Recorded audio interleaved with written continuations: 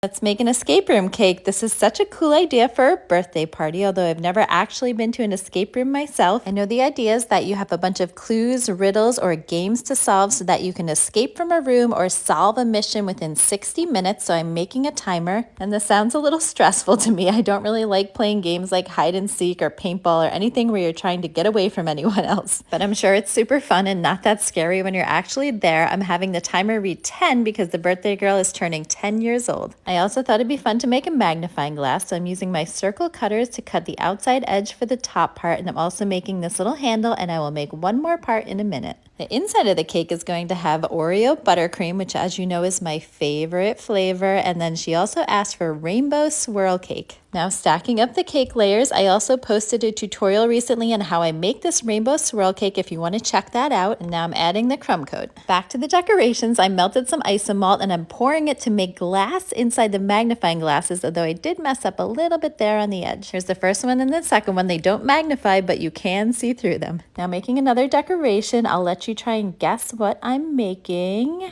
and you should be getting a clue right now. Yep, it's a key. I also made this lock and forgot to hit record like I often do, and now painting everything silver so that it all matches. Adding little details like this are important to tricking the eye into thinking these things are real, like the door handle. While the decoration's dry, I cover the rest of the cake in fondant. The bottom tier is white and the top is red, and then I have this really cool brick mold that I'm pushing against the sides of the cake just to add another layer of fun detail. And now the moment we've all been waiting for, putting the cake together. There's the door, the magnifying glass, the lock, the key, and the timer. I also made some question marks, and my plan was to print out some edible images to put on the cake, but my printer was out of ink. So I made them by hand using an edible ink marker. I'm just making some little code letters, a code word, and then a treasure map. Guys, I don't know what I'm doing. I'm just winging it. I'm not really sure if this is what you do in an escape room. And then one more piece, I decided to add a little chain around the cake just to tie it all together, which I also had to paint silver once I put it on. Adding on this cute topper because double digits are a very big deal. But now we've reached the last few seconds of the escape room cake. I hope you enjoyed. Follow for more.